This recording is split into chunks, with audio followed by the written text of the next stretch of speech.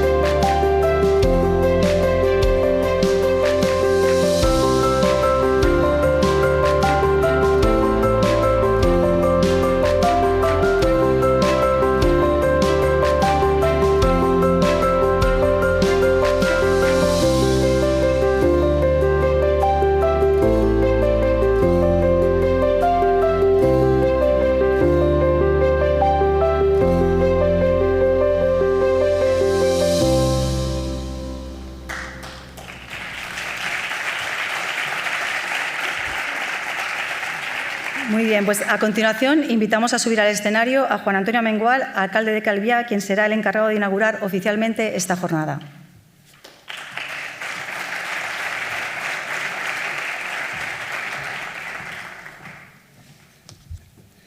Muchas gracias, Merche.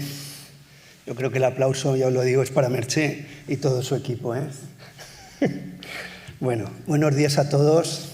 Una mañana de sábado, yo creo que hay que levantarse todos los días, pero levantarse por la mañana para venir a esto es una auténtica maravilla.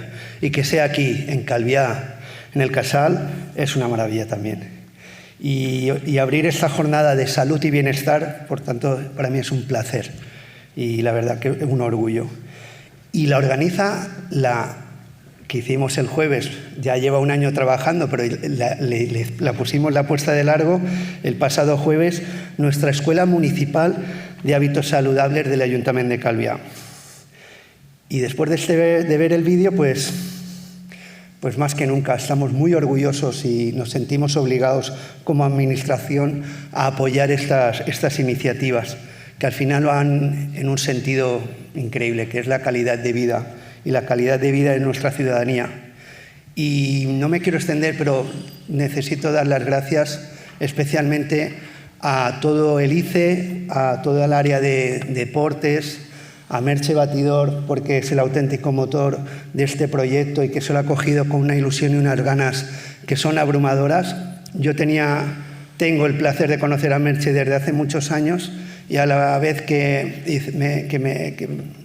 soy el alcalde, pues me explicó de este proyecto, lo tenían en un cajón y lo querían reflotar. Y al final ella asumió el reto, el rol, con el apoyo de todo su equipo y absolutamente todos a su lado. Ha conseguido que esto hoy, de un proyecto en papel, sea un proyecto, una realidad que ya lleva un año de curso. Y por tanto yo de verdad os estoy muy agradecidos y estoy muy orgulloso de que estéis aquí en Calviá colaborando con este proyecto y que esto ya sea una realidad. También quiero dar las gracias anticipadas a nuestros ponentes, que me consta que sois de primerísimo nivel y que nos vais a dar un chute de motivación para seguir cada día trabajando, luchando y con esos hábitos saludables y que nos permiten pues, al final tener una calidad de vida. Y a todos vosotros, mil gracias por estar aquí. Os deseo una jornada maravillosa, una buena experiencia, disfrutarla, gozarla, porque al final, y replico lo que me dice Javi, que además del teniente alcalde de deportes, el de economía, me dice, diles que es gratis. y diles también una cosa muy bonita, que la salud no tiene precio. Por tanto, disfrutemos de esta gratuidad del ayuntamiento por un fin tan bonito como es la salud, que no tiene precio. Mil gracias a todos y os deseo a todos lo mejor.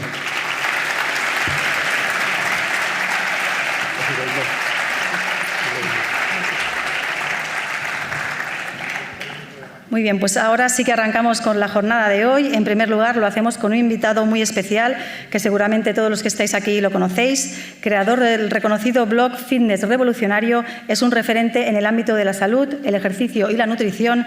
Su trabajo ha destacado por ofrecer un enfoque innovador y basado en la evidencia científica para alcanzar una vida más saludable. Ha escrito varios libros y entre ellos su más reciente obra, Sabiamente, presentado ayer en Palma.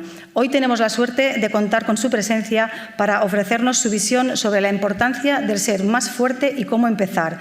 Sin duda, una charla que será muy enriquecedora y motivadora para todos. Por favor, recibamos un fuerte aplauso a Marcos Vázquez. Muchas gracias. Muchas gracias. Es de verdad un placer y un honor estar aquí hablando de hábitos saludables. Y gracias pues a los que os levantáis un sábado por la mañana para escucharnos. De verdad, un honor. Intentaremos no defraudar. Pues vamos a hablar de esto, de la importancia de ser más fuertes. Vamos a intentar convenceros. Y esto, aunque parezca que está muy de moda, ¿no? Como que me dicen, no, es que hace 5 años parece que todo va de entrenar fuerza. Yo, no te confundas. Es algo que hemos perdido, pero es algo que ya desde hace miles de años ya nos decían los antiguos clásicos, ¿no? Veamos qué decía Sócrates hace 2500 años. Decía que ningún ciudadano tiene el derecho de ser profano en materia de entrenamiento físico. ¿Y por qué decía esto? Porque antes, digamos que no externalizábamos la defensa en la policía, en los bomberos, en el ejército, sino que todo el mundo, cuando venían maldadas, pues todo el mundo tenía que contribuir. Es decir, ser fuerte, ser capaz físicamente era una responsabilidad. Pero Sócrates, que era muy listo, también apelaba a la vanidad y decía después, es una pena que alguien envejezca sin ver la belleza y la fuerza de la que su cuerpo es capaz. Es decir, no es solo un tema de responsabilidad civil, sino también es un tema de, oye, vernos mejor, vernos fuertes, ¿no? Es una pena que envejezcamos sin ver realmente el potencial de nuestro cuerpo. También es verdad que Sócrates no pensaba en los cuerpos de culturistas, ¿no? Cuando pensábamos en fuerza, pues una fuerza estética, armoniosa, ¿no? No hay más que verlo reflejado en las esculturas de la época. Y ahora, como que el tema de la fuerza, que está un poquito, ¿no? Cuando pensamos en alguien del gimnasio que cultiva su físico, este no cultiva su cerebro, ¿no? Tenemos esta visión a veces de que yo ya no necesito la fuerza, yo soy un intelectual, ¿no? Esta visión algunos la mantienen, pero volvamos a Tucídides, también, siglo V a.C., y decía, la sociedad que separa a sus intelectuales de sus guerreros hará que cobardes tomen las decisiones y tontos luchen las guerras. Es decir, desde la Grecia clásica se entendía que todo estaba unido, lo físico y lo cognitivo. La Academia de Platón le daba la misma importancia a lo físico, ¿no?, que a lo cognitivo. Es verdad que hasta ahora han llegado más las ideas, ¿no?, de los grandes filósofos, pero insisto, donde enseñaban a los jóvenes y no tan jóvenes, se daba la misma importancia al desarrollo intelectual como el desarrollo de lo físico. Entendían que una cosa dependía de la otra. Y hoy sabemos, la ciencia demuestra que tenía mucha razón, como intentaré explicar. Y por desgracia, todo apunta a que estas capacidades físicas en general y la fuerza en particular se está reduciendo. Podríamos afirmar, sin miedo a equivocarnos, que ahora tenemos la juventud más débil de toda la historia de la humanidad. Que suena así un poco fuerte, pero me baso en ciencia, ¿no? Por ejemplo, este paper publicado hace unos años, en el 2016, comparaba la fuerza de los millennials, ¿no?, nacidos, bueno, pues eso, que tenían entre 20 y 34 años en el 2016, versus la fuerza de sus padres y madres, si son hombres y mujeres, a la misma edad. Y se vio una reducción de la fuerza entre el 10 y el 20%. Y esto es normal si entendemos que los trabajos son cada vez más sedentarios, o que cosas básicas como apretar un tornillo que nuestros padres o abuelos tenían que hacer con la mano, ahora ya apretamos un botón y ya está, los destornilladores son eléctricos. Es decir, se está atrofiando toda nuestra capacidad física, ¿no? Y tenemos que ir ahora, deberíamos ir a un sitio que llamamos gimnasio para evitar perder estas capacidades físicas, porque el día a día ya no las exige y lo que no usamos lo perdemos. Y esto está pasando con todas las capacidades físicas en general y con la fuerza en particular. Y alguien podría decir, bueno, ¿qué más da que perdamos un poco de fuerza de agarre? Eso no quiere decir nada. Bueno, cuidado, que tenemos muchos estudios que indican que la fuerza de agarre es un muy buen predictor de riesgo futuro, de enfermedad.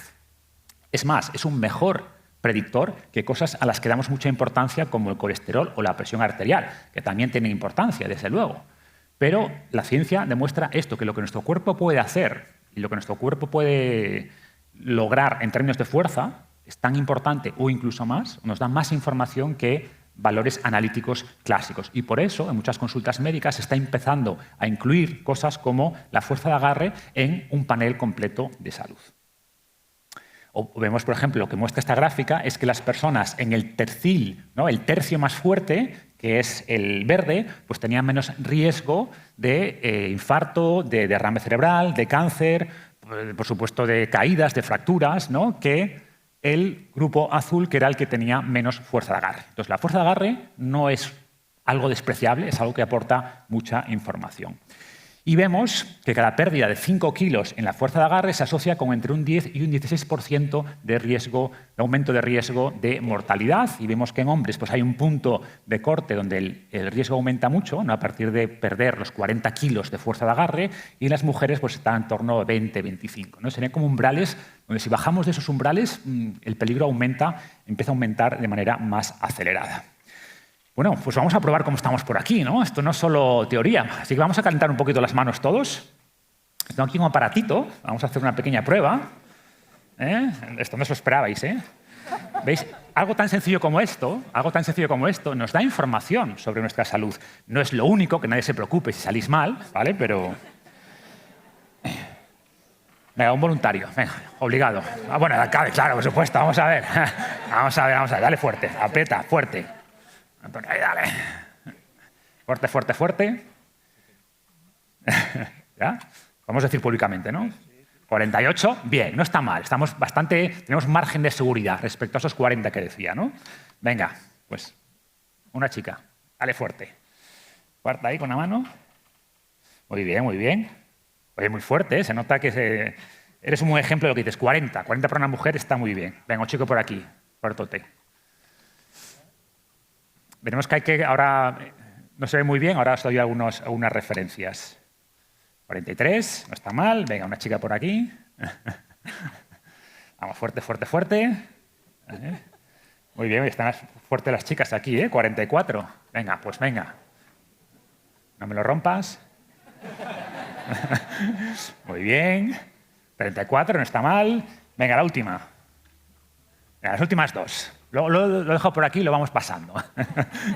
con una mano. Ya estamos haciendo trampa. 61, con una. Venga, pero ibas bien. ¿Vale? Muy bien, tenemos récord, 54. Muy bien. Venga, la última prueba.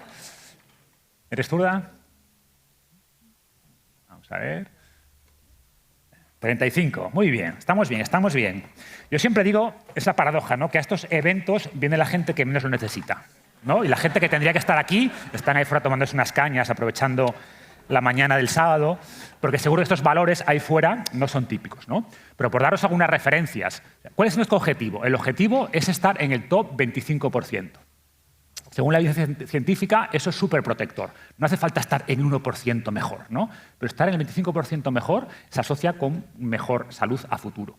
Y no es tan difícil, porque hablamos a nivel poblacional. Y por desgracia, la gente no se cuida mucho y estar en el top 25% de fuerza, de capacidad cardiovascular, no es tan difícil, ¿no?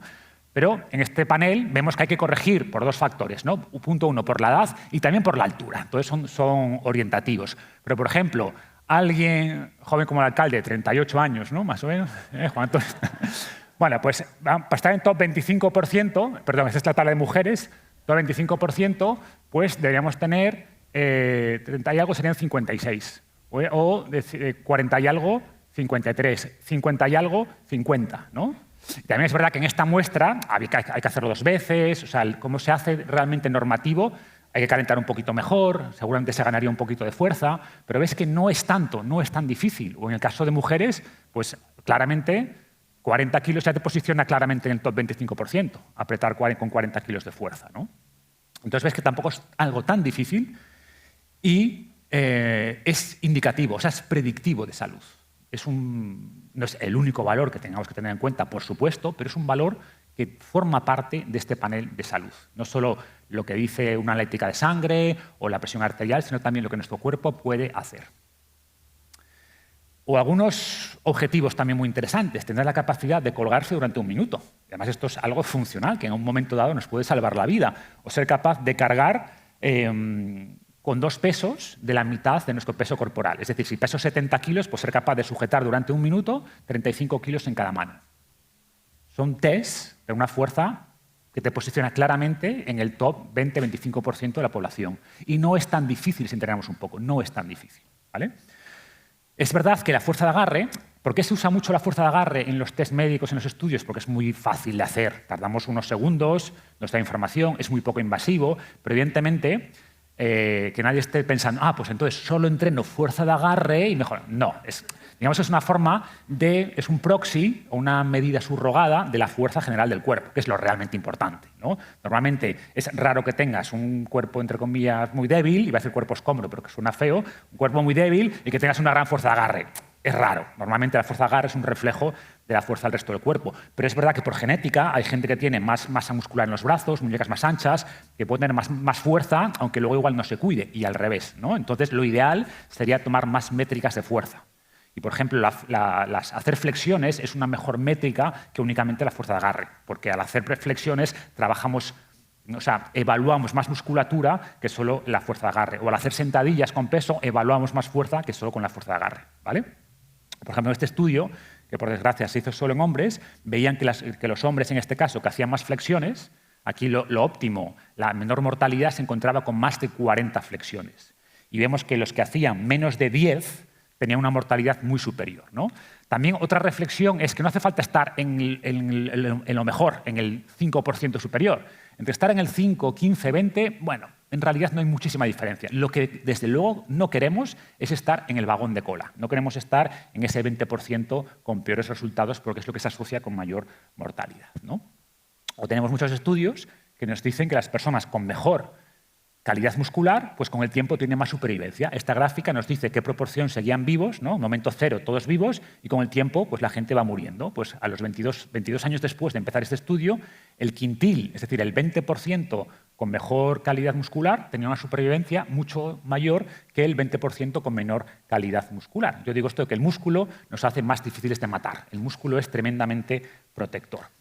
¿Por qué? Pues cuando pensamos en el porqué, lo primero que se nos viene a la cabeza es lo directo, ¿no? Bueno, más músculo quiere decir que tenemos menos probabilidad de caernos, ¿no? Podemos mantener mejor esqueleto, tendremos más agilidad, menos caídas. Quizás alguien que piense un poquito más puede entender que el músculo es una reserva fisiológica, que por ejemplo, si tenemos un cáncer, sabemos que las personas con más masa muscular sobreviven mejor. ¿Por qué? Porque el cáncer produce un metabolismo anómalo, ¿no? Lo que llamamos caquexia, que hace que el músculo se atrofie. Y muchas personas con cáncer mueren de caquexia antes que morir de cáncer realmente. Entonces el cáncer, digamos que tener músculo primero, es preventivo, hace que tengamos menos riesgo de cáncer, y segundo, si tenemos un cáncer nos protege, hace que tengamos más probabilidades de sobrevivir. Esas son como las líneas de defensa más directas. Pero a medida que investigamos más, entendemos que hay vías más indirectas y vemos que el músculo no es únicamente un tejido contráctil que nos ayuda a movernos, ¿no? Al tirar de los huesos, sino que es en realidad un órgano endocrino. Es un tejido vivo que produce compuestos, multitud de compuestos. No los conocemos todos, de hecho no los hemos estudiado todos, pero conocemos algunos. Y estos compuestos son tan variados como, por ejemplo, que estimula la producción de BDNF en el cerebro. Hay un diálogo constante entre el músculo y el cerebro, y este BDNF mejora capacidad cognitiva. Por eso sabía mucho Tucídides, ¿no? De, oye, la parte cognitiva sí, pero la parte física, están conectadas. Y el BDNF, por ejemplo, favorece la neurogénesis, la producción de nuevas neuronas. Y las personas que entrenan fuerza tienen también menos riesgo de trastornos neurodegenerativos con el tiempo. Pero también habla con la piel. Se ha visto que las personas que entrenan, esa activación muscular reproduce efectos antioxidantes en la piel. Y también vemos que el entrenamiento se asocia con mejor calidad de piel. O sea, todos son beneficios, ¿no? Estoy intentando aquí daros argumentos. Por supuesto, con el hueso. Hay un crosstalk, una comunicación cruzada entre el músculo y el hueso. Y la mejor forma de hacer que el hueso crezca y se fortalezca es estresando al músculo, ¿vale?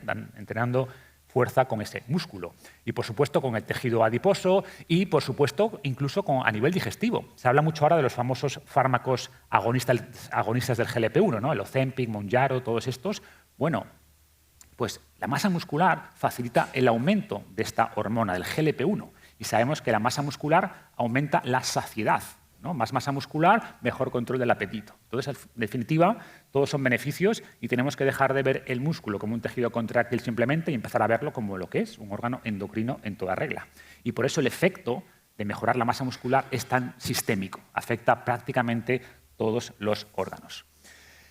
Y si no hacemos nada, es decir, si no entrenamos, pues ocurre lo que decíamos antes, que lo que no usamos lo perdemos. Y en promedio perdemos entre un 5 y un 8% de masa muscular cada década después de los 30.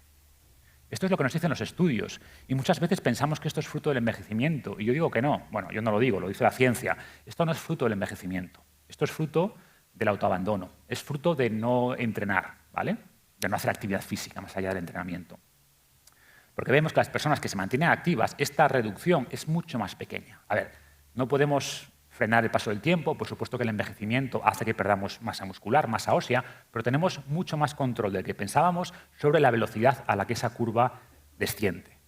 Y esta es la curva que nos dicen los estudios, que ocurre, donde muchas personas terminan a partir de los 70 o incluso antes con una pérdida muy clara de autonomía, con muchas molestias, dolores, etcétera, mientras que vemos que las personas que se mantienen activas y idealmente entrenando fuerza, esa pérdida de vitalidad, esa pérdida de fuerza, esa pérdida de capacidades es mucho más lenta y por tanto estamos reteniendo más autonomía. Estamos no solo alargando lo que llamamos esperanza de vida, sino alargando algo más importante todavía, que es la calidad de vida, que es mantener la autonomía, mantener la capacidad de hacer las cosas que disfrutamos hasta el final de nuestra vida. Y esto es muy importante porque se habla muchísimo del exceso de grasa, de los problemas del exceso de grasa, ¿no? Encendemos la tele y se habla mucho de la obesidad, del sobrepeso, que es un problema, evidentemente nadie lo niega, pero sabemos que la falta de masa muscular es un problema igual de grave o mayor. Y la desgracia es que muchas veces ocurren juntas. Ocurre obesidad con sarcopenia, ¿no? Exceso de grasa con déficit de músculo. Pero, según los estudios, ¿no? Se ha visto que en muchas personas, en muchos casos, si fueran capaces de ganar un par de kilos de masa muscular, mejoraría más su salud metabólica y su riesgo de enfermedad se reduciría más que si simplemente perdiesen un par de kilos de grasa. Y lo que ocurre muchas veces, y que es un dato preocupante, sobre todo con estos fármacos que se usan, ¿no? Agonistas del GLP-1, que si la pérdida de grasa viene acompañada, que es lo típico, de pérdida muscular, el resultado puede ser peor, que puedes terminar en un punto metabólico incluso peor del que empezaste. Y además se ha visto que cuanto más músculo perdamos al perder grasa, al hacer dieta, sin entrenamiento de fuerza que la acompañe, más probable es que tengamos después un efecto rebote. Por un concepto que no voy a explicar hoy, que es el proteinostato. Como que nuestro cuerpo, cuando pierde masa muscular, aumenta el apetito para intentar recuperarla, pero si no entrenas fuerza, no vas a recuperar el músculo y simplemente lo que haces es ganar más grasa. O sea, el efecto rebote, el famoso y temido efecto rebote, tiene mucho que ver con la pérdida de masa muscular cuando hacemos dieta. ¿Okay? Entonces, el mensaje es este, que para muchas personas mejoraría más su salud al ganar 2 kilos de músculo que al perder 2 kilos de grasa. Y, por supuesto, si perdemos 2 kilos de grasa y ganamos 2 kilos de músculo, pues mucho mejor todavía. Pero nos obsesionamos muchas veces con el peso, ¿no? Con cuánto peso, y quiero que el peso baje, o tengo en mi cabeza un peso arbitrario de cuando tenía 20 años, pero que quizás no tenía una buena composición corporal. Igual tenía a los 20 años poca grasa, sí, menos grasa que ahora, pero también menos músculo. Y lo que quiero es alcanzar una buena composición corporal. El peso no es tan importante, sino cuál es el ratio músculo-grasa. Y tenemos muchos ejemplos visuales como estos, ¿no? Una persona pues, puede seguir pesando lo mismo y lo que ha hecho es aumentar su músculo y reducir su grasa. Entonces, estéticamente no tiene nada que ver, a pesar de que la báscula nos dé el mismo resultado, tanto en hombres como en mujeres. Entonces, insisto, no es un tema tanto de peso, sino de ese ratio músculo-grasa. O, súper importante en las mujeres, que por suerte se están sumando a esta revolución del entrenamiento de fuerza, pero todavía son un poquito más reticentes, pero tiene un papel fundamental protector de los huesos. Las mujeres tienen mucho más riesgo, y sobre todo después de la menopausia, de sufrir fracturas, ¿no? Bueno, pues se ha visto que elevar un 10%, tan solo un 10%, que es bastante realista, el pico de masa ósea durante la juventud, ¿no? Juventud entendida durante la edad fértil hasta la menopausia, se asocia con una reducción de un 50% de riesgo de fractura después de la menopausia. Y esto es súper importante. Se habla mucho del riesgo de cáncer de mama en la mujer, se invierte muchísimo, y es un problema grave, sin duda, pero la carga hospitalaria asociada a las fracturas es mucho mayor. O si una mujer de más de 65 años tiene una fractura de cadera, su riesgo de mortalidad en los próximos 5 años se triplica. Genera una serie de problemas, ¿no? De cascada de problemas muy importante. Primero, la inmovilidad, ¿no? Pues estás igual en cama sin moverte, moviéndote muy poco durante semanas, y eso genera una atrofia de todos los sistemas brutal. O sea, inmovilizar a una persona es terrible. Pensad que los astronautas, cuando están unas semanas en el espacio, pierden un 20% de la masa muscular. Una locura, ¿no? Porque no hay movimiento, hay poca gravedad. Bueno, pues estar encamado es similar, no tan heavy porque tienes al menos gravedad, pero se pierde muchísima masa muscular, se pierde masa ósea, se pierden funciones. Entonces queremos evitar eso, estar encamados, ¿no? Más le sumas los problemas asociados a una fractura de cadera, la operación. Entonces queremos evitar fracturas. Las fracturas, mucho los habréis notado en familiares, incluso en amigos, pues una fractura de cadera, la inmovilización que eso supone, genera una caída de vitalidad brutal, de la que muchas personas no se recuperan. Entonces, queremos evitar este tipo de fracturas a toda costa, y el entrenamiento de fuerza, aumentar el pico de masa ósea cuando somos jóvenes, ¿no? Pues antes de la menopausia es súper importante. También en hombres, evidentemente, pero los hombres tenemos mucho menos riesgo de fractura, ¿no? Porque tenemos primero más masa ósea y en nuestro caso pues la reducción de esa pérdida ósea es más gradual que en el caso de las mujeres, que es más acelerada si no hay ese entrenamiento de fuerza. Y también se habla cada vez más de la importancia del músculo en los deportistas, del entrenamiento de fuerza en los deportistas. Por ejemplo, los corredores eran reacios a entrenar fuerza porque pensaban, okay, es que más músculo me va a hacer más lento, no me interesa. Pero hoy se ha visto que no es así, que el entrenamiento de fuerza hace que los corredores, punto uno, tengan mejor rendimiento, ¿no? Generan más stiffness, que se llaman los tendones, los músculos mejoran la capacidad contráctil del músculo, entonces corren de manera más ágil y además se lesionan menos. Evidentemente, hablamos de un entrenamiento de fuerza, no de un culturista, no hace falta que un corredor tenga unos bíceps de 40 centímetros, evidentemente, pero el entrenamiento de fuerza en general, los grandes movimientos, los ejercicios básicos, ayuda mucho a los corredores, insisto, a rendir mejor y a tener menos riesgo de lesión. O en los deportistas como los futbolistas, pues también había un cambio, ¿no? Si vemos jugadores de fútbol hace 30 años versus los de ahora, en general, ahora hay también más masa muscular, que hay una parte que es estética, ¿no? También Instagram ha hecho mucho daño, pero hay una parte claramente que ayuda en el rendimiento. Los jugadores de fútbol tienen un trabajo en general de fuerza mucho más riguroso que hace 30 o 40 años, porque entendemos la importancia de ese trabajo de fuerza. Por supuesto, un trabajo de fuerza con más transferencia a su deporte concreto, ¿no? Cada deportista entrena fuerza. Bueno, miento, hay una parte de entrenamiento de fuerza que es común a cualquier deporte y luego una parte que es específica a deportes concretos. Pero hay una parte que es común, que es simplemente hacerme más fuerte en general. ¿Okay? Entonces, bueno, la pregunta que os hacía, ¿quién debe entrenar fuerza? ¿Quién? Todo el mundo, ¿no? Todo el mundo. O sea, realmente todo el mundo se ha visto que hay beneficios de este entrenamiento de fuerza. Por ejemplo, hay miedo en el caso de los niños, ¿no? Bueno, pues tenemos estudios, ¿no? Antes mostraba algunos estudios sobre cómo se asocia, cómo correlaciona la fuerza de agarre en salud. Bueno, pero esto no solo se ve en personas mayores o en adultos. Por ejemplo, este estudio en Suecia se midió la fuerza de agarre en más de 1 millón de adolescentes de entre 16 y 19 años, les hizo seguimiento durante 24 años y los que tenían más fuerza muscular sufrieron menos mortalidad, menos riesgo de depresión. Es decir, es incluso predictivo en adolescentes. Entonces el mensaje es cuanto antes empecemos mejor, cuanto antes empecemos mejor. Y hay ciertos miedos, bueno, pero si entrenan fuerza cuando tienen 10 años o 12 años, pues van a crecer peor. Bueno, se ha visto que no. En realidad no hay ningún impacto, que incluso powerlifters que empiezan a levantar peso con 5 años no crecen menos por eso, ¿no?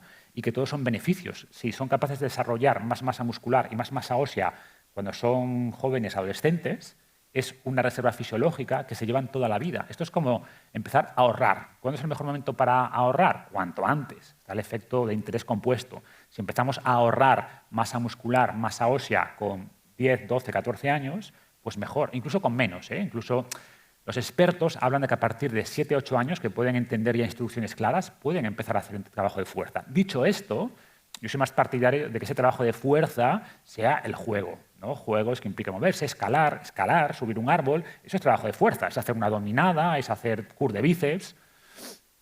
Y quizás más en la adolescencia ya empezar a trabajar con peso externo, ¿de acuerdo?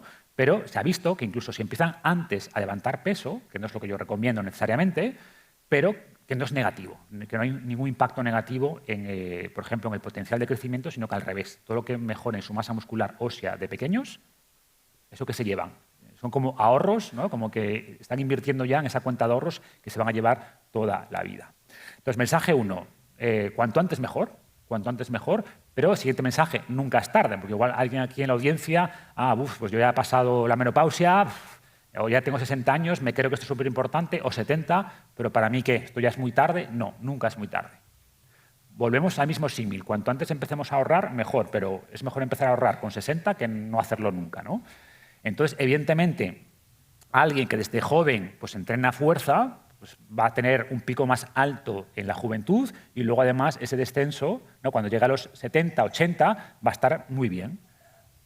Alguien que no entrene durante la juventud, que llega a los 40 y diga, ostras, ¿y ahora qué? Bueno, pues a los 40 vas a generar un pico mayor y vas a estar mejor con 40 que con 20, ¿no? Eso es muy importante. El entrenamiento de fuerza, o el entrenamiento en general, puede aumentar de media un 10, 12, 15 años la esperanza de vida, pero aumenta el doble la calidad de vida. Medida como queráis, fuerza, resistencia, vitalidad en general. Es decir, una persona entrenada de 70 años puede tener la fuerza, la resistencia de una persona no entrenada de 45 o 50.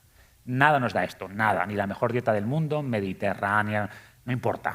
O dormir todas las horas perfectas, cuidando los ritmos circadianos, que hablaremos después de esto, ¿no? En la mesa redonda. Nada te puede dar esta capacidad de doblar, de doblar la esperanza de vida que te da una intervención como es el ejercicio, ¿no? 25 o 30 años de vitalidad. ¿Okay? Entonces, pero, insisto, una persona que empieza a entrenar a los 40, a los 50 va a ser más fuerte de lo que era a los 20. Seguro. Tengo un montón de ejemplos, ¿no? Bueno, yo mismo, con casi 50, tengo más fuerza ahora, desde luego, que cuando tenía 25 años.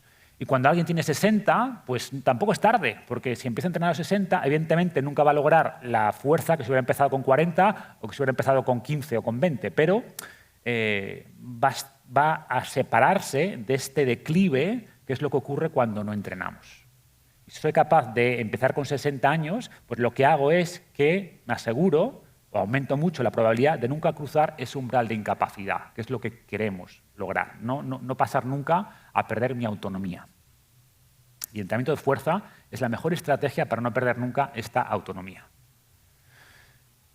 Y tenemos muchos estudios que confirman lo que decía antes, ¿no? De que perdemos muchas más capacidades por no usarlas que por cumplir años. Yo digo esto de que no dejamos de movernos porque envejecemos porque dejamos de movernos. Y este estudio es súper interesante, lo que veis aquí, no son solomillos de ternera, son cortes a la mitad son solomillos de humano, ¿no? Cortes a la mitad del muslo, y comparaban en este estudio pues, deportistas de 40 años, ¿no? Jóvenes, donde esto veis que es el músculo, esto es el fémur, pues esta es un poco de grasa subcutánea, que es normal, y la comparaban después con personas de 70 años, más o menos, que habían seguido haciendo actividad física toda la vida, como es este caso, versus personas sedentarias, que nunca habían hecho ejercicio. Pues fijaros en esta diferencia. Esto es grasa, esto es un músculo muy atrofiado y esto es el fémur, también más deteriorado, ¿no? Versus un músculo que, según los investigadores, era indistinguible en términos funcionales y morfológicos de un músculo 30 años más joven. De estos dos, ¿quién pensáis que va a vivir más años? Y sobre todo, ¿quién pensáis que va a tener una mejor calidad de vida? Que va a poder jugar con sus nietos, hacer rutas de montaña. Es evidente, es evidente. Entonces, insisto, esto es posible. O sea, envejecer bien es posible. Por supuesto, hay factores genéticos, por supuesto, pero lo que hacemos, los hábitos, y entre ellos el trabajo de fuerza en concreto, es una de las mejores cosas que podemos hacer para lograr este objetivo, ¿no? Y tenemos también estudios en personas mayores que nunca han entrenado, que se ven mejoras importantes. Es más, en este estudio se metían a sujetos de más de 85 años y se veía que podían empezar a hacer cosas que antes no podían, como por ejemplo personas de 85 años con problemas para levantarse de la silla, pues en pocas semanas, 8 semanas de trabajo de fuerza, de repente se levantaban y se sentaban 10 veces. Eso es brutal en términos de independencia, autonomía, funcionalidad básica en la vida, ¿no? Mejoras, fijaros, de más del 11% de ganancia muscular con más de 85 años. O sea, podemos ganar masa muscular a cualquier edad, a cualquier edad. Mejoras de fuerza del 38% en este grupo de edad, del 46% en personas de más de 85 años. Evidentemente es un aumento grande porque partimos de una base muy mala, ¿no? Evidentemente. Pero el mensaje es, o en pruebas, por ejemplo, que se llaman de sit and go, que es estoy en una silla, me levanto, camino, creo que son 5 metros, me doy la vuelta, me vuelvo a sentar, que es una prueba que se usa en personas mayores para evaluar su funcionalidad, pues mejoras en esa prueba del 13%. Está muy bien, tan solo 8 semanas. O durante el embarazo, que también pues, tradicionalmente a la mujer embarazada se la ha tratado como si fuera inválida, ¿no? Cuidado, con todas las mejores intenciones. Sí, pero esa sobreprotección resultó ser dañina, ¿no? Y si pensamos en el embarazo en el Paleolítico, pues no estaban en la cueva 9 meses, pues tenían que salir a cazar, a recolectar, a lo que hiciera falta. Nuestro cuerpo, o el cuerpo de la mujer, está perfectamente preparado para hacer actividad física durante el embarazo. Por supuesto, hay embarazos de riesgo, hay que tener más cuidado, pero un embarazo, entre comillas, normal, se beneficia muchísimo el trabajo de fuerza. Se publicó, por ejemplo, este paper el año pasado que hablaba del entrenamiento de fuerza en particular. O sea, en inglés, resistance training es entrenamiento de fuerza, ¿no? Aunque luego es un poco confuso la traducción. Y decía que es sano y es efectivo para reducir la diabetes gestacional, para reducir las típicas molestias o dolores de espalda asociados al embarazo, menos complicaciones en el parto, menos riesgo de preeclampsia y también mejor estado de ánimo y además es mejor para el bebé. O sea, es mejor para la madre y es mejor para el bebé. Es win-win el trabajo de fuerza durante el embarazo. Por supuesto, trabajo adaptado. No te vas a poner a competir en powerlifting durante el embarazo. No, pero mantener trabajo que estrese los músculos, que te mantenga activas todas las articulaciones, pues va a hacer que tu embarazo sea mejor en general y va a hacer que el bebé tenga también mejor salud. Otro riesgo típico, pero esto es muy lesivo, ¿no? Ir al gimnasio, a levantar pesas y tal, pues tampoco, ¿no? O es común que muchos padres o madres no se preocupen si su hijo va a jugar al baloncesto o al fútbol, pero si va al gimnasio, pero eso es muy lesivo, hijo. Bueno, pues sabemos que el fútbol o el baloncesto son mucho más lesivos que levantar peso. De hecho, levantar peso es bastante menos lesivo incluso que el atletismo, ¿no? Ves que el fútbol es bastante lesivo, es un deporte además de contacto, muchos cambios. Ojo que es fantástico jugar al fútbol, tiene muchos beneficios también. Y trabajas habilidades que no trabajas únicamente con levantamiento de peso, sin duda. Pero el mensaje es que muchos padres no se preocupan si sus hijos juegan al fútbol o sus hijas hacen atletismo, pero si van al gimnasio a levantar peso, pero cuidado con la espalda, tal. Bueno, pues, insisto, levantar pesas es poco lesivo en comparación, ¿vale? O yo digo que la silla es tremendamente lesiva. O sea, esto causa un montón de dolores de espalda, ¿no? Claro, no nos lesionamos en el momento, pero esto es lo que estáis haciendo, hay más riesgo de lo que estáis haciendo ahora que levantar peso, ¿no? La dosis adecuada del trabajo de fuerza reduce un montón de molestias. A ver, no hace falta levantar 300 kilos, evidentemente, ¿no? Pero de manera gradual, progresiva, se ha visto que el trabajo de fuerza es súper protector. O sea, no solo es preventivo, sino que es correctivo. La mejor manera de reducir los dolores de espalda en general es con el entrenamiento y sobre todo con el trabajo de fuerza, fortalecer esa musculatura. Vale. Bueno, estamos convencidos, ¿no? Voy a dedicar unos minutitos ya. Venga, ¿cómo empezamos? ¿Cómo empezamos? ¿Hace falta ir al gimnasio con estos ahí a la zona de hierros a levantar 1000 kilos? No hace falta, ¿vale? No hace falta. Esto es mucho más sencillo. Yo propongo la regla de 3-5, que se refiere a hacer entre 3 y 5 sesiones de fuerza a la semana, con entre 3 y 5 ejercicios por sesión y entre 3 y 5 series por ejercicio.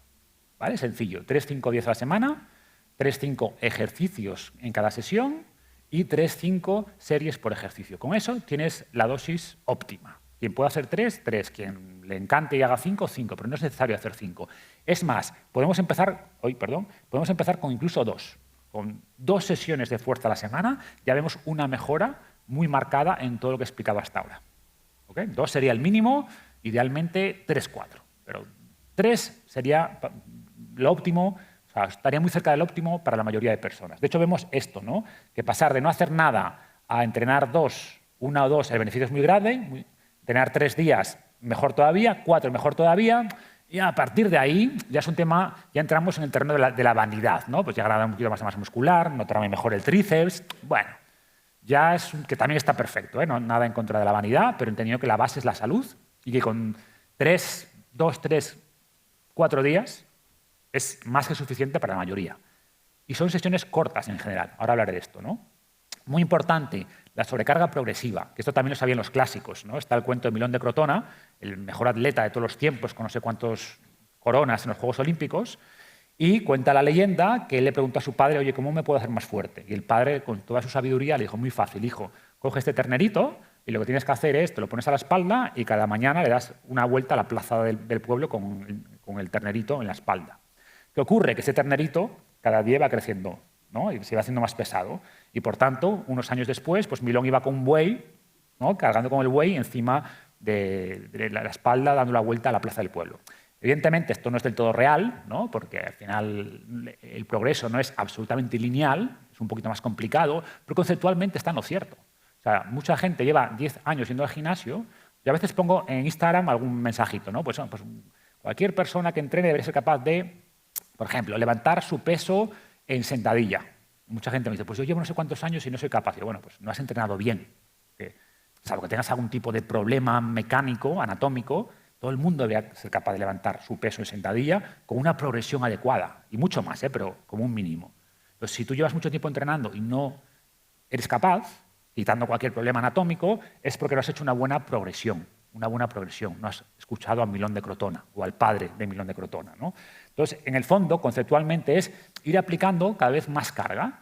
Y no es más peso hasta el final. Hay muchas formas de progresar. Hacer alguna repetición más, alguna serie adicional, hacer una sentadilla más profunda. Todo es progreso, pero buscamos este progreso. ¿Infinito? No, hasta un punto que esté ya pues, en ese top 25, 5% cada uno hasta donde quiera llegar. ¿De acuerdo? Y esto no es tan difícil. Y he hablado del gimnasio varias veces, pero tampoco hace falta ir al gimnasio. ¿Vale? De hecho, el gimnasio sabéis que viene también de la Academia de Platón, ¿no? El gimnasio, ahí es donde estaba la academia. Alude un poco a esta visión física de la cultura. Es suficiente, o sea, podemos llegar muy lejos entrenando con el propio cuerpo. O sea, hacer flexiones, dominadas, sentadilla búlgara, ¿quién la ha hecho sentadilla búlgara? Parece muy sencillita, pero ¿no? Es dura. Entonces, incluso con el propio peso podemos lograr un nivel, hacer dominadas no es nada fácil. Es un trabajo de espalda, de brazos muy demandante, sin ir al gimnasio, sin levantar un peso, ¿no? O podemos montar un gimnasio muy sencillo en casa con unas bandas elásticas que nos permiten hacer movimientos que con el propio cuerpo son un poco más difíciles y cuestan 20 euros. O sea, y te aguantan unos añitos y son muy útiles. O soy muy fanático de la kettlebell, ¿no? Que es una bola de cañón con asa y te permite hacer un montón de movimientos, además, que combinan fuerza con potencia. Hoy no hablamos de la potencia, pero también es importante mantener la capacidad de moverse con agilidad, con velocidad. Tener una barra de dominadas en el pasillo, cada vez que pasas por debajo, una dominada. O me cuelgo unos segunditos. Son pequeños snacks, ¿no? De fuerza que podemos incluir en nuestro día, lo mismo con TRX. Y esto podemos hacerlo en casa, media hora al día, que esta es otra excusa típica. Yo es que no tengo tiempo para entrenar, ¿vale? Pero luego te dicen qué tal, cómo ha ido la última temporada, la temporada 10 de Juego de Tronos, ¿no? No tengo tiempo para entrenar, ahora bien, para Netflix, hombre, por supuesto, ¿no?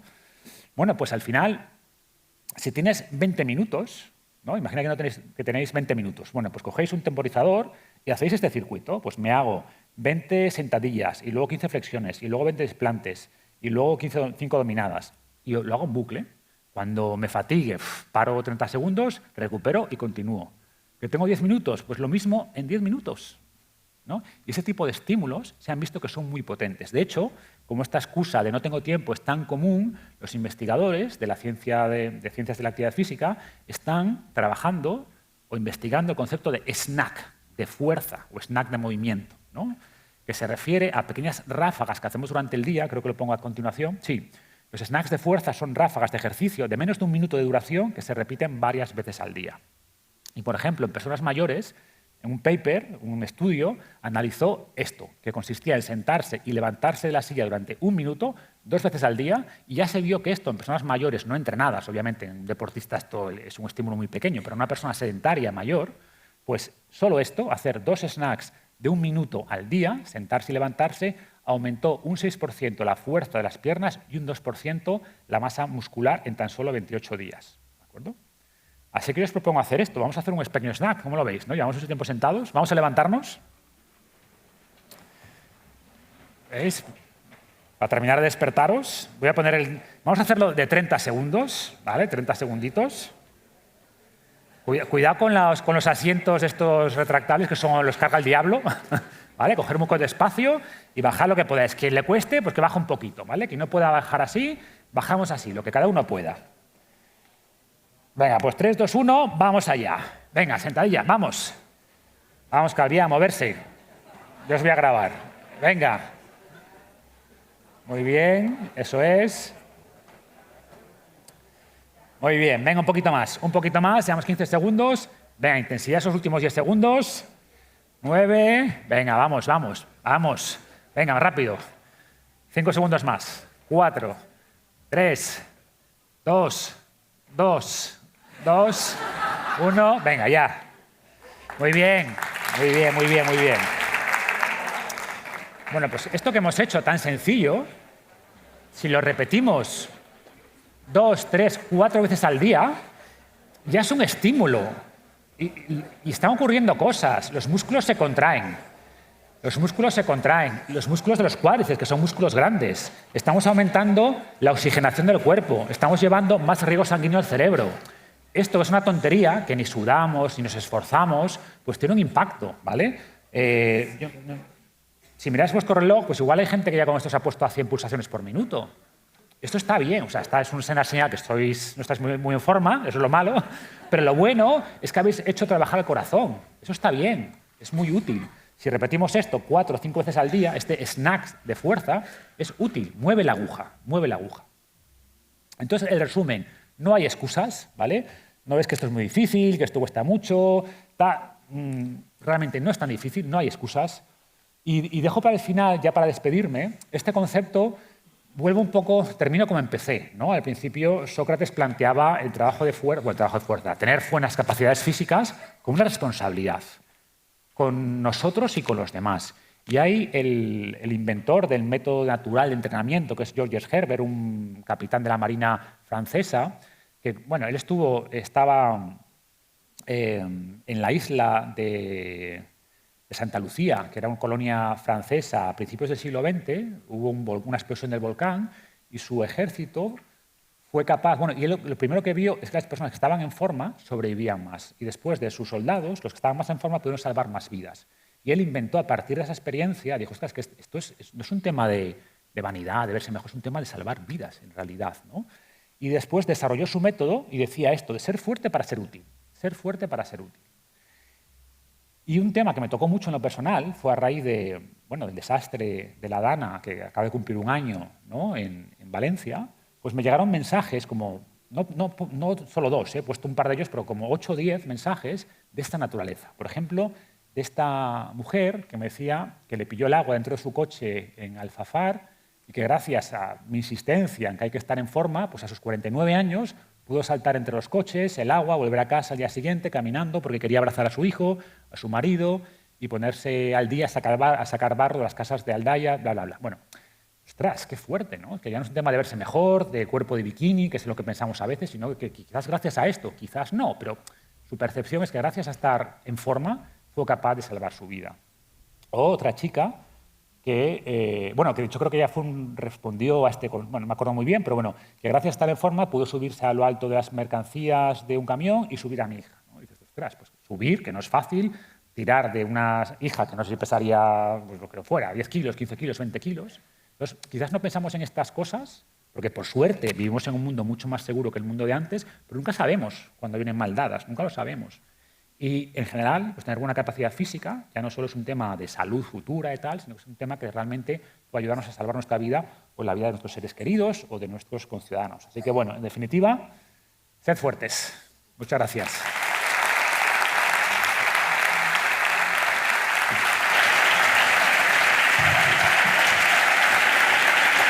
Marcos, espera. No bajes. Muchas gracias, Marcos. Súper interesante todo lo que has expuesto. Pero ahora, si te parece, vamos a dar paso a preguntas del público, sí. ¿Vale? Tenemos 2 personas con micro, así que, por favor, quien quiera hacer alguna pregunta, levante la mano y se os acercará el micro para que todo el mundo pueda escuchar la pregunta, ¿vale? Allí tenemos una. Si pueden abrir un poquito las luces del público, si no, no veo a quién levanta la mano. Vale.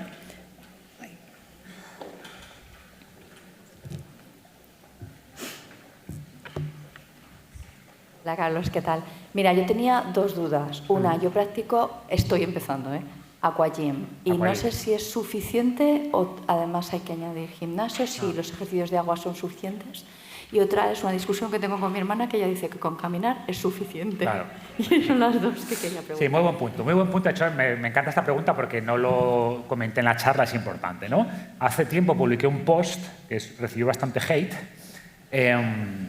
Decía algo así como que el yoga no es fuerza y que el pilates no es fuerza, ¿vale? No es fuerza en el sentido... Y ojo, me encanta, y aquagym es un poco la misma respuesta que te voy a dar, o cosas así, perdón, que son cosas que están muy bien. El yoga tiene un montón de beneficios demostrados, el pilates lo mismo, y también puede mejorar la masa muscular, desde luego, pero, por ejemplo, cuando comparamos, hay estudios que lo hacen, ¿no? Trabajo de fuerza más puro, es decir, ir al gimnasio a levantar peso versus el yoga o zumba o pilates o aquagym.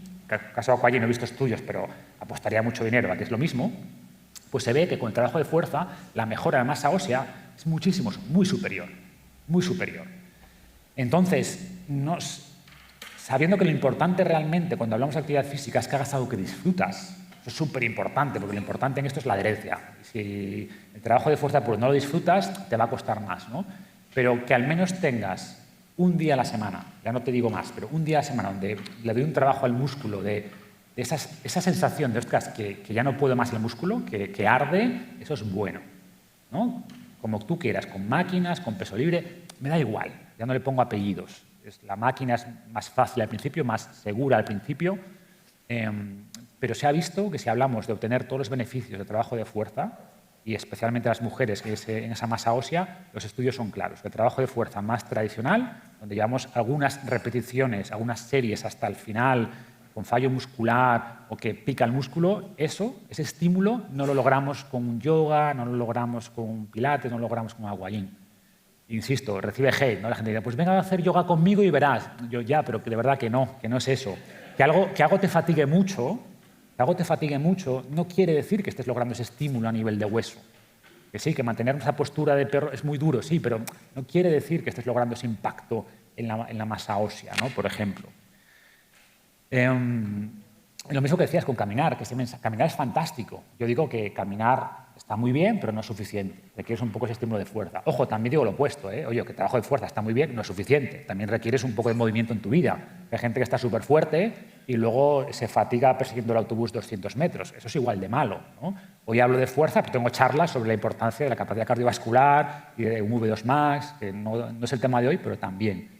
Yo hablo mucho de esta capacidad de tener capacidades equilibradas y diversas. El ser humano no destaca por nada en particular, no somos especialmente rápidos ni especialmente fuertes. O sea, si luchamos, está el meme ¿no? 100 hombres contra un gorila, bueno, pues igual gana el gorila. O sea, somos débiles, somos bastante patéticos físicamente si analizamos nuestras capacidades físicas de manera individual. Somos malos corriendo, pero si vemos todo como versatilidad funcional, somos de los mejores, ¿no? Tenemos muchas capacidades físicas y la idea es trabajarlas todas. Pero bueno, en resumen, lo que disfrutes, sigue haciéndolo, pero si puedes incluir alguna sesión más pura de fuerza, de realmente trabajar, estimular con más iba a decir fuerza, estimular más el músculo, pues mejor. ¿Más preguntas? Ahí al fondo. Hay una. Ahí. Veo una allí. Tal. Tengo una pregunta. Mira, si haces ejercicios de fuerza, que es súper bueno, pero luego te alimentas mal, ¿qué impacto hay aquí? Hombre, a ver, como todos, hoy toca hablar de entrenamiento, podríamos hablar de nutrición, ¿no? Si entrenas muy bien, pero comes fatal, pues vas a tener peores resultados que si entrenas bien y comes bien. Esa es la realidad. Yo hablo un poco de este taburete, ¿no? En el sentido de que si hablamos de entrenamiento, nutrición, descanso, que no es lo único que importa, pero son 3 pilares de la salud, pues si una pata está coja, el taburete se va a tambalear, ¿no? Y hay gente que esto le ocurre, ¿no? Que cuida mucho la actividad física y come fatal. Bueno, pues esa actividad física lo que vas a lograr es que esa mala dieta no te impacte tanto. ¿De acuerdo? Entonces es positivo. Pero evidentemente no vas a lograr los beneficios asociados a llevar una buena dieta. Y al final la actividad física debe estar sostenida sobre una buena alimentación. ¿Ok? Pero insisto, que el beneficio de la actividad física es que protege muchísimo de una mala alimentación. Es más, protege muchísimo incluso de cosas tan negativas como el tabaco, ¿no? Yo hago un poco este símil. ¿Es peor fumar 10 cigarrillos al día o ser sedentario? Bueno, pues según la ciencia es peor ser sedentario. Es decir, el sedentarismo es un factor de riesgo brutal para todas las enfermedades, incluso más que el tabaquismo, bueno, hasta cierto punto, ¿no? Si fumas ya 3 cajetillas, pues ya es otra cosa. Entonces, con la dieta pues pasa un poco lo mismo, que si tú entrenas y llevas una mala dieta, pues el entrenamiento va a hacer que esa mala dieta no te pase tanta factura, que no te dañe tanto la salud. ¿Por qué? Porque aunque te comas mucho azúcar, ultraprocesados, pues esos ultraprocesados, ese azúcar, en vez de convertirse en grasa y elevar la inflamación, bueno, pues vas a usarla para alimentar los músculos.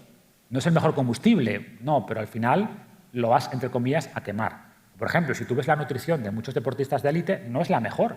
Y sin embargo, rinden bien y tienen muy buena salud. ¿Por qué? Porque tu cuerpo, entre comillas, es un horno que es capaz de convertir incluso el peor alimento que le des en energía, ¿no? Al final el cuerpo es muy versátil, pero evidentemente no es lo ideal. Evidentemente una mala dieta pues, va a frenar los beneficios de la actividad física, los va a reducir. Entonces buscamos equilibrar todo. ¿Vale? Bien, una pregunta por ahí. Bueno, ahí también. Hola, buenos días. A ver, yo quisiera saber tu opinión respecto a la importancia del aspecto anímico con el físico. Ajá. Creo que de alguna manera el hecho antes de empezar a hacer ejercicio, primero lo piensas, luego lo visualizas y luego lo haces. Estabas hablando del tema de la alimentación también, que es fundamental. Ahora, la importancia del aspecto anímico con el físico, quisiera saber tu opinión en cuanto que es prioritario, lo primero o lo segundo. Buena pregunta. A ver, hay muchas formas de ver esto,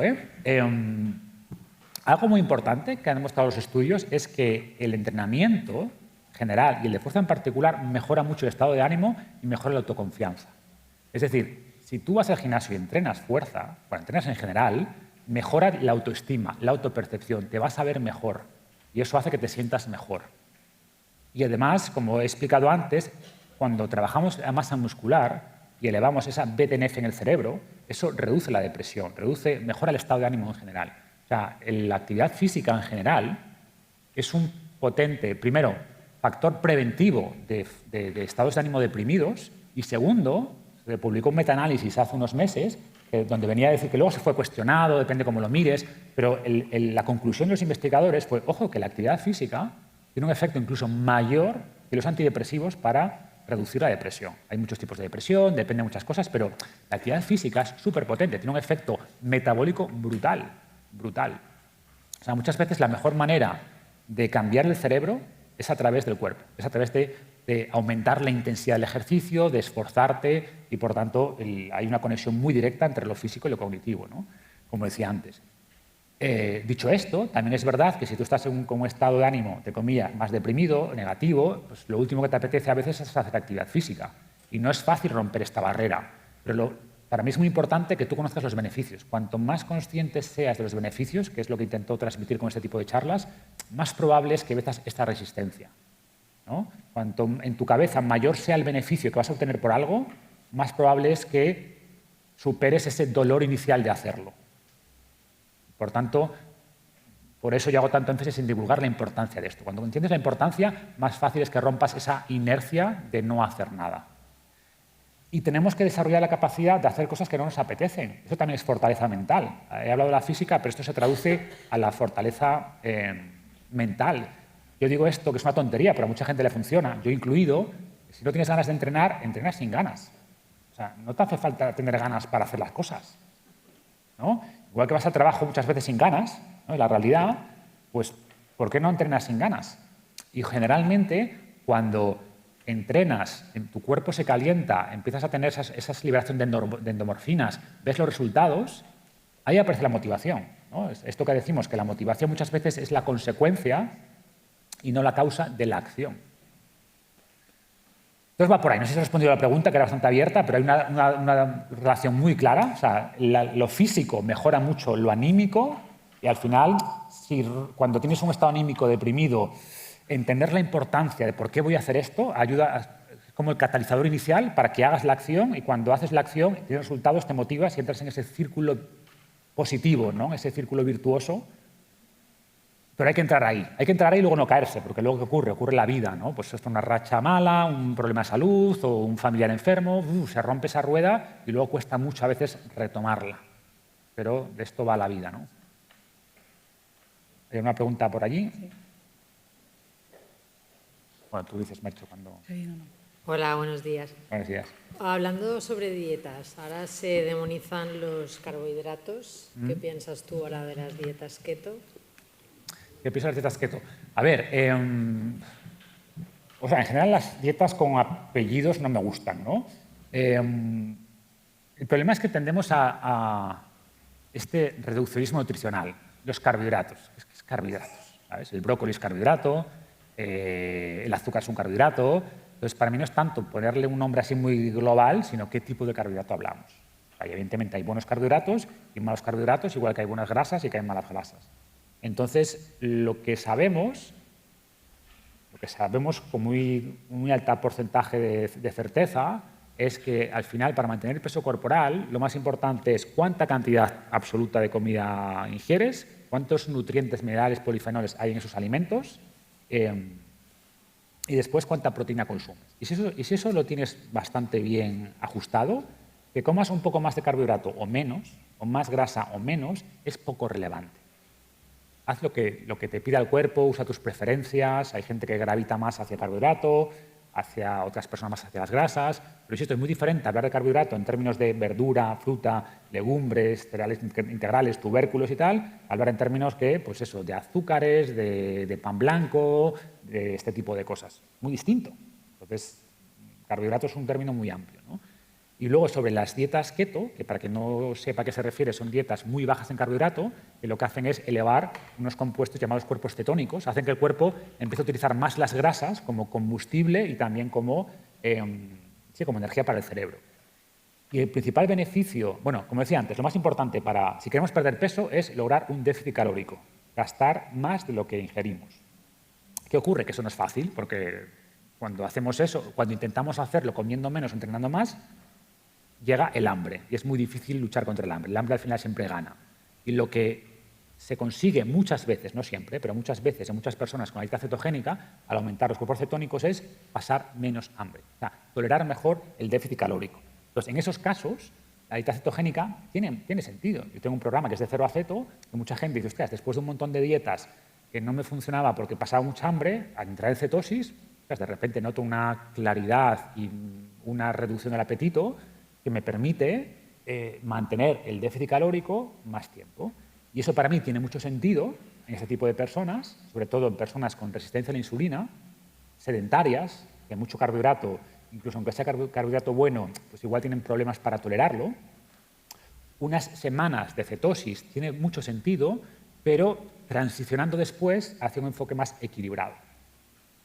Pues esa sería un poco mi visión, que la cetosis la veo bien como, la dieta cetogénica, la veo bien como intervención puntual para lograr un efecto, para lograr además que pierdes peso rápido, te motivas, ¿no? Pero después de unas semanas o pocos meses en cetosis, lo suyo es transicionar hacia una dieta un poquito más equilibrada. Iría por ahí.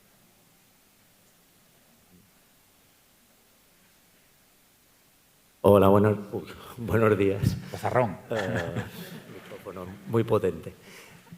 Quería agradecerte primero tu generosidad. Gracias. Del día a día. Pues antes de la pandemia que te seguimos y tal. Gracias. Y mi pregunta es, referencia a la fuerza, al entreno, tal, el tema del descanso. Porque nos venimos muy arriba y digo, lo que decías antes, voy a entrenar 5 días, 6 y si puedo 7 y 2 veces un día. Vale, ¿qué pasa? Pues que llegan lesiones, llega que no te apetece entrenar y dices, estoy reventado.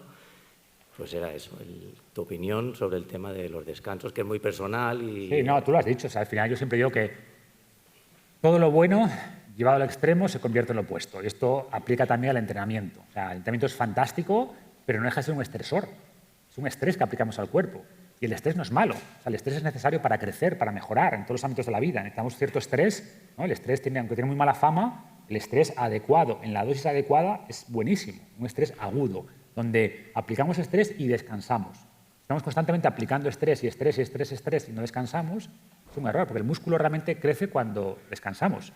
Después de entrenar, tú estás más débil que al empezar a entrenar. Cuando entrenas fuerte, pues hay destrucción de fibras musculares, depleción de sustratos energéticos, estás más débil, hay más inflamación, el entrenamiento inflama. Y es después, cuando en la recuperación, que el cuerpo se regenera. Y, ostras, tengo que hacerme más fuerte porque este estrés me ha dañado. Entonces, ese daño es positivo. El problema es cuando tú aplicas daño y no das espacio para esa regeneración, ahí vienen los problemas de más riesgo de lesión, más riesgo de infecciones, porque el sistema inmune también se deprime un poco. Entonces buscamos la dosis óptima. ¿Qué ocurre? Que esa dosis óptima depende de muchas cosas. Un deportista de élite, cuya vida gira alrededor del deporte, que come bien, que duerme, puede aguantar mucha carga, puede aplicar mucha carga, entrenar por la mañana, por la noche, y va a estar bien, porque su cuerpo está optimizado todo para recuperarse. Claro, en una persona de 38 años que tiene 2 niños pequeños, que duerme mal, un trabajo estresante, pues claro, tu capacidad de aplicar carga es mucho más pequeña, ¿no? Pues igual 4 sesiones, 5 a la semana aguantas, y cuando intentas meter más o le robas horas al sueño y te levantas a las 5 de la mañana para meter 2 horas porque quieres correr un Ironman, pues igual rompes, porque tú no eres un deportista, no llevas la vida de un deportista de élite, que duerme 8 horas, que come la nutrición perfecta, que tiene su sauna, su hielo, su luz roja. Claro, esa persona puede recuperar mucho más, optimiza su vida y por tanto va a recuperar mejor, va a rendir mejor, pero si tú no tienes esa capacidad de recuperación, porque tienes otros muchos estresores en tu vida, ¿no? Emocionales, etcétera, y duermes menos, y tienes hijos pequeños que te despiertan por la noche, tu capacidad de recuperación va a ser más pequeña y, por tanto, tienes que ajustar la carga, tienes que ajustar la dosis de entrenamiento. Es así, ¿no? Entonces, en resumen, va de eso, va de combinar esfuerzo con descanso. Y tu capacidad de hacer esfuerzo va a depender de tu capacidad de recuperación, va a depender de todos estos factores y de cuántos estresores adicionales tienes en tu vida y cuántos factores de recuperación. Por ahí va la ecuación. Sería otra vez el taburete, ¿no? ¿Cómo? Sería otra vez el taburete, el buscar el equilibrio. Exactamente. Vale, gracias. Vale. ¿Qué tal? Buenos días. Buenos días. Pues mira, iba un poco con el hilo que dice Pep, que es que, si esta regla de 3-5 de entrenar varía con la edad. Y luego, otra pregunta es que también se está diciendo que a lo mejor entrenar menos veces por semana, pero las veces que entrenas llegar al fallo muscular. Gracias. Una pregunta, a ver, depende. Estamos ya tocando ahí el tema técnico de programación. Muy bien, me gusta. Preguntabas primero sobre si hay que ajustar con la edad, ¿no? A ver, sí y no. Para mí hay que ajustar con la capacidad. O sea, yo en principio no estoy a favor de, pues ya cumplo 40, ¿no? Los típicos artículos. A partir de los 40 no hagas estos ejercicios, ¿no? No, ya he cumplido 50, entonces ahora tengo que empezar a hacer... No, o sea, deja que el cuerpo te vaya diciendo. O sea, no te autolimites tú. O sea, cuando tú te autolimitas, al final, en trabajo de fuerza, lo que haces es mantener unas capacidades, ¿no? Si tú dices, no, ya he cumplido 40 o 50, entonces ahora voy a entrenar más suave o menos. ¿Qué ocurre? Que tu capacidad baja. Y por tanto eres tú mismo de que por intentar prevenir algo lo estás causando. ¿Vale? ¿Qué va a ocurrir de manera natural? Pues que lo vas a notar. Que, ostras, pues antes se recuperaba bien y ahora esta quinta sesión de fuerza, ya me cuesta. Bueno, pues es el momento quizás de, venga, voy a bajar un poquito, ¿no? Ostras, pues antes no tenía molestias y ahora ya noto aquí en la cadera cuando meto mucha carga en sentadilla, bueno, pues voy a empezar a bajar, ¿no? Es decir, escucha tu cuerpo, cómo va cambiando con el tiempo y claramente va a cambiar, y en función de eso vas a ir ajustando. Pero es más respuesta a lo que tu cuerpo te va diciendo que tú intentar adelantarte y no, voy a bajar carga para lo que venga. Cuando igual, si no haces esa bajada, pues igual tu cuerpo aguanta 5 o 6 años más a un muy buen nivel y por tanto tu capacidad sigue estando alta. Si tú de manera anticipada te adelantas y bajas la carga, pues tu capacidad va a bajar y la degeneración, entre comillas, va a ser más rápida, ¿no? Va un poco por ahí. Entonces, sin duda, con el paso de los años se van haciendo ajustes en volumen, en intensidad, en el tipo de ejercicios que hacemos, pero intentar adelantarse mucho puede ser peligroso y contraproducente. Entonces, escucha tu cuerpo y te va a ir diciendo, pues aguanto bien, no aguanto bien. Muchas personas, se anticipan demasiado y al final lo que hacen es perder capacidades antes de lo que deberían, ¿no? Y sobre el tema ya de frecuencia de entrenamiento versus la intensidad.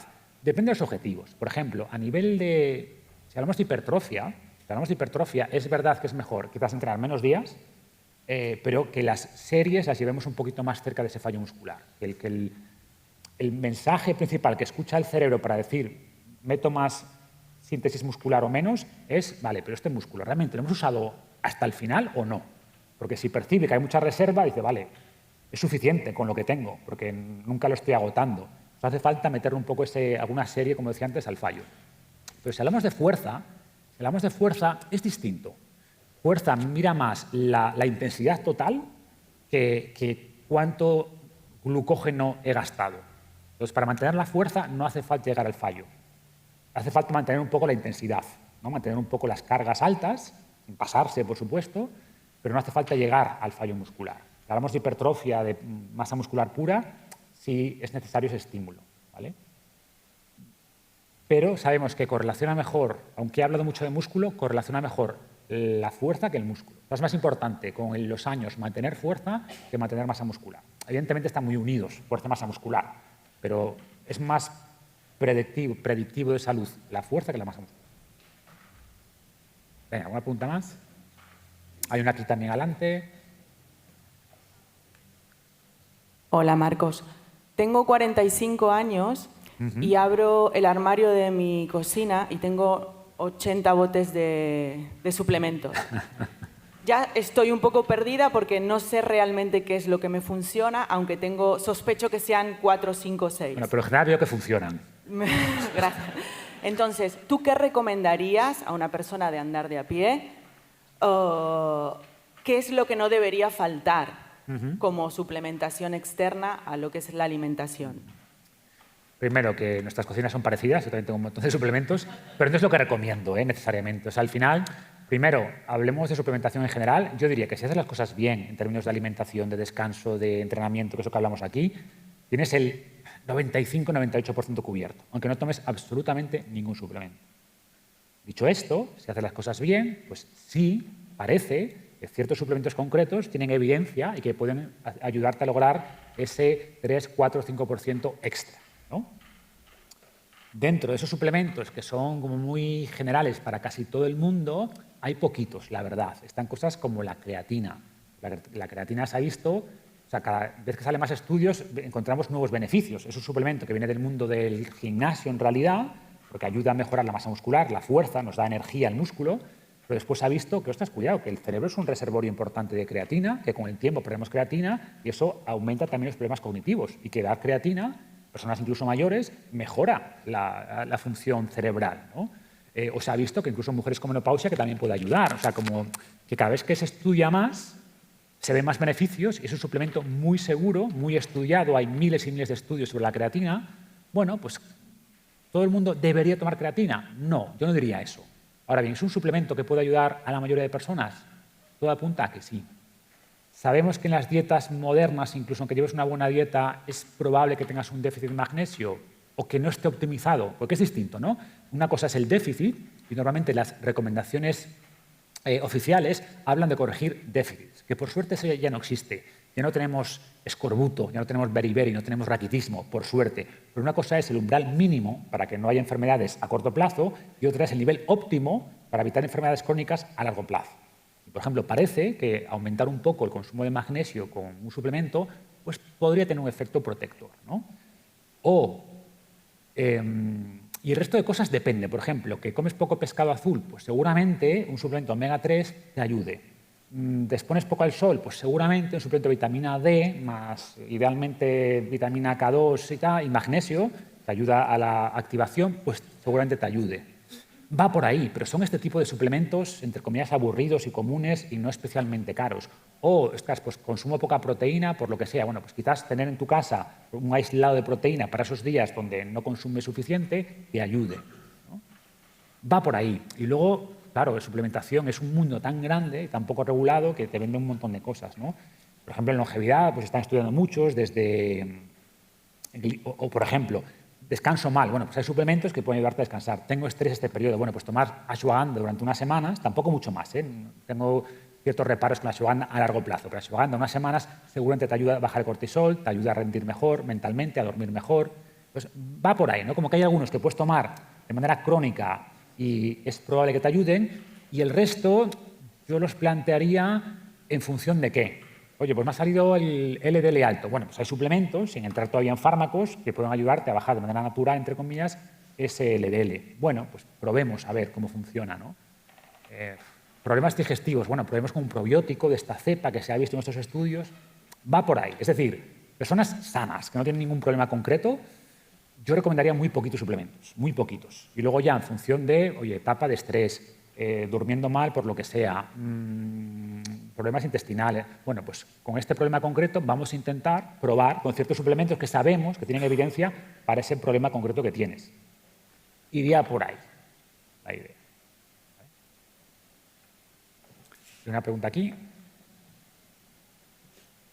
Aquí abajo.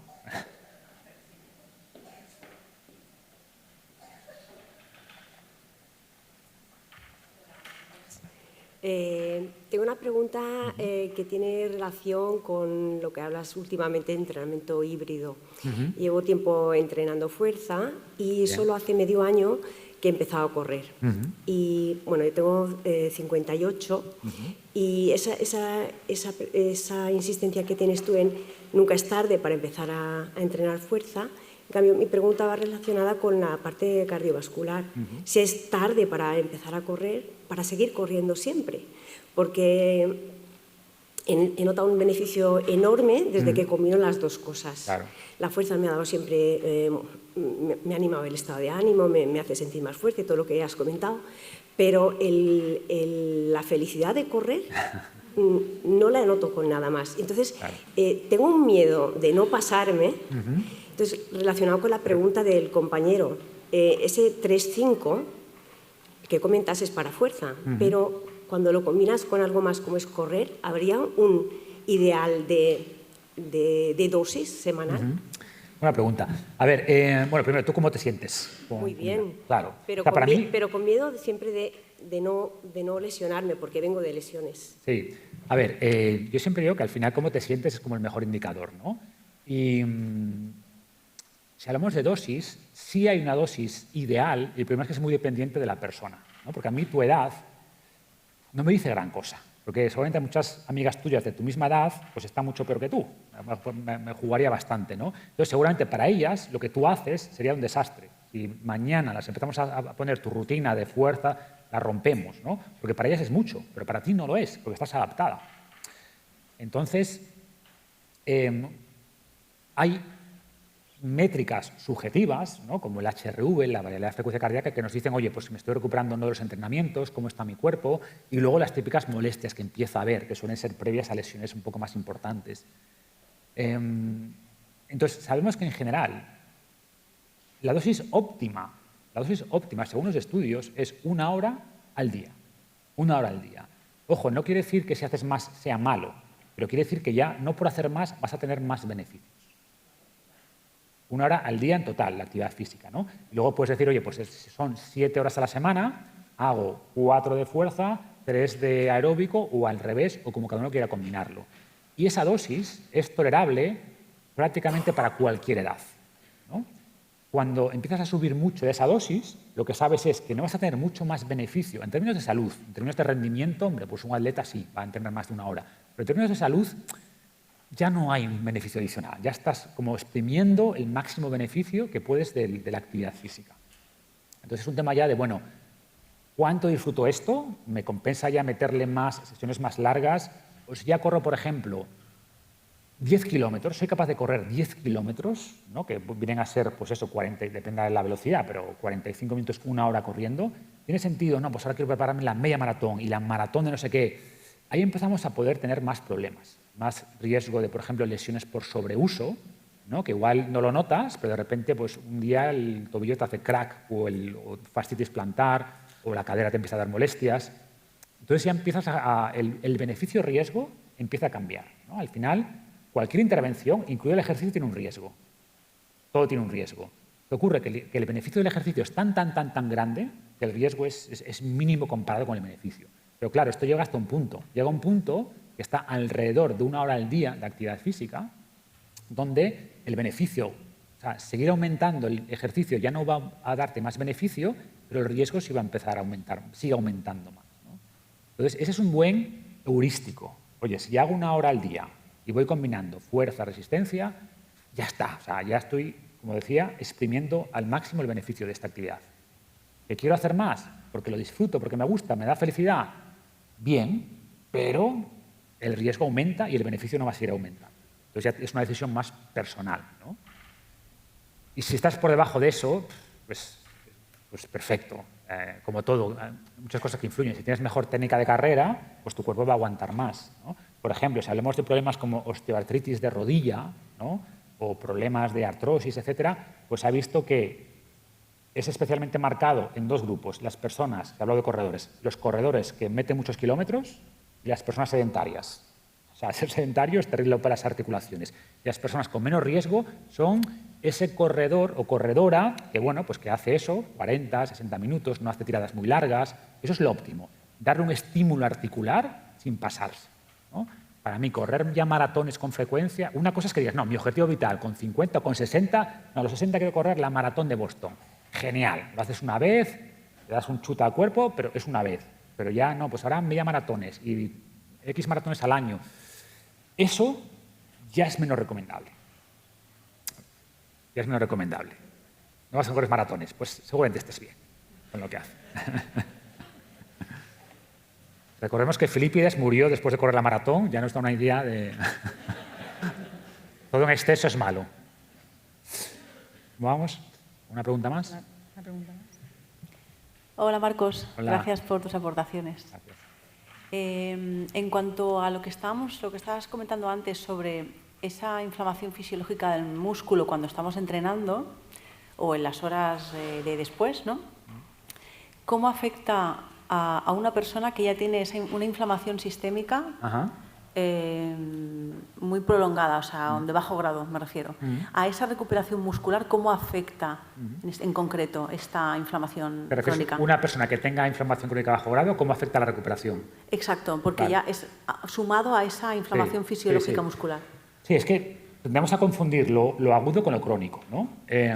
Por ejemplo, yo siempre digo que si tú haces un entrenamiento intenso y en ese momento un médico que no sabe nada de dónde tú vienes, ¿no? ¿Qué has hecho? Y te hace una exploración médica rápida, te mete en la UCI. Te mete en la UCI, o sea, inflamación disparada, pulsaciones elevadas, presión arterial en 180 o 200.